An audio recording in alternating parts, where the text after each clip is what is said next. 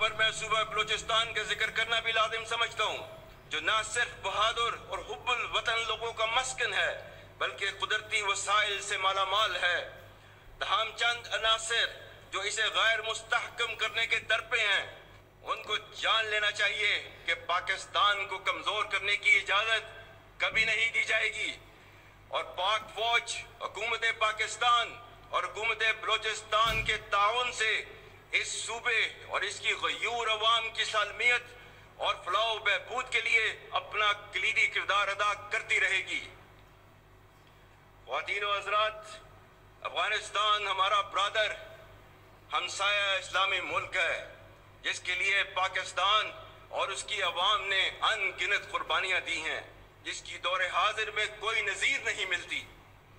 ہم افغانستان کے ساتھ بہت اچھے تعلقات رکھنے کے خواہاں ہیں، اور ان کے لیے ہمارا پیغام ہے کہ فتنہ الخوارج کو اپنے درینہ خیر خواہ اور برادر ہمسایہ ملک پر ترجیح نہ دیں، اور اس فتنہ کے قلع قمع کرنے میں ہمارا ساتھ دیں، جیسا کہ پاکستان نے ہمیشہ آپ کا ساتھ دیا ہے۔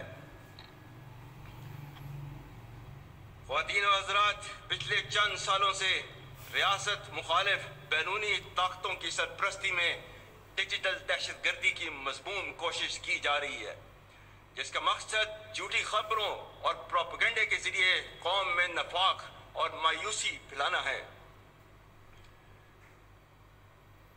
اس ڈیجیٹل دہشت گردی کے بارے میں اللہ تعالیٰ نے کیا فرمایا ہے؟ سورہ الحجرات آیت نمبر 6، یا ایھا الذین آمنوا ان جاءکم فاسق بنبأ فتبینوا ان تصیبوا قوما بجہالۃ فتصبحوا علی ما فعلتم نادمین۔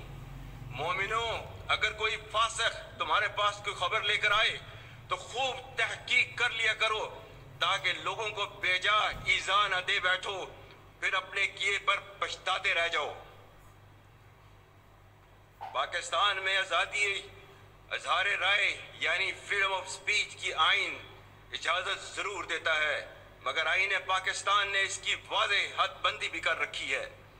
علامہ محمد اقبال نے اسے کچھ یوں بیان کیا: آزادی افکار سے ہے ان کی تباہی، رکھتے نہیں جو فکر و تدبر کا سلیقہ۔ ہو فکر اگر خام تو آزادی افکار، انسان کو حیوان بنانے کا طریقہ۔ میں یہاں یہ بھی باور کرانا چاہتا ہوں کہ ریاستی اداروں اور عوام کے درمیان خلیج پیدا کرنے کی کوشش کرنے والے عناصر کو مایوسی کے سوا کچھ حاصل نہ ہوگا، اور اس کے نتیجے میں وہ مزید رسوائی کا شکار ہوں گے انشاءاللہ۔ Ladies and gentlemen, we owe our gratitude to our precious friends and brothers like People's Republic of China, Kingdom of Saudi Arabia, United Arab Emirates, State of Qatar, and Republic of Turkey for always standing with us during thick and thin and extending to us every kind of support whenever needed. Ladies and gentlemen, and to the inimical forces, let it be clear that regardless of the multi-layered and multi-dimensional threat piled up against us, we stand united and reassured. Traditional or non-traditional, dynamic or proactive, whatever form of warfare is applied against us, our retribution will be sharp and painful, and we will certainly strike back far and deep. We know that freedom is not for free. It costs many brave sons and daughters, and we are always ready for that. I have full faith and confidence that the people of Pakistan and its security forces will never relent and let anyone cast an evil eye on this great country. While we celebrate our independence, let's not forget the abhorrent violation of the basic human rights of our Kashmiri brothers and sisters who continue to yearn for freedom from oppression in the Indian illegally occupied Jammu and Kashmir. We stand rock solid with them for their indelible right of self-determination as enshrined in the United Nations resolutions, and reassure our full political, diplomatic and moral support to the valiant people of Kashmir. Ladies and gentlemen, this Independence Day in particular also calls upon us all to realize the gravity of the horrendous genocide, racial slaughter, and indiscriminate atrocities being persecuted with impunity by Israel against the helpless people of Gaza. The flagrant disregard to international and humanitarian law is a blemish on world's conscience and rules-based international order.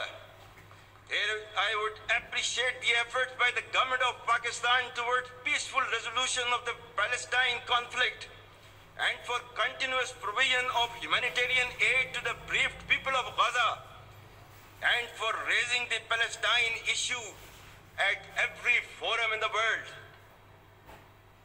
خواتین و حضرات، ہمارے آباء و اجداد نے یہ ملک قائم کر کے جو امید کی شمع جلائی، ہم اسے کبھی بجھنے نہ دیں گے انشاءاللہ۔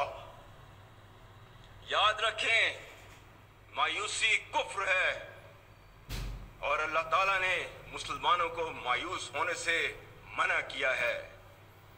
سورہ یوسف آیت نمبر 87، وَلَا تَيْأَسُوا مِن رُوحِ اللَّهِ إِنَّهُ لَا يَيْأَسُ مِن رُوحِ اللَّهِ إِلَّا الْقَوْمُ الْكَافِرُونَ، جس کا ترجمہ ہے اللہ کی رحمت سے مایوس نہیں ہونا، اللہ کی رحمت سے صرف کافر مایوس ہوتے ہیں۔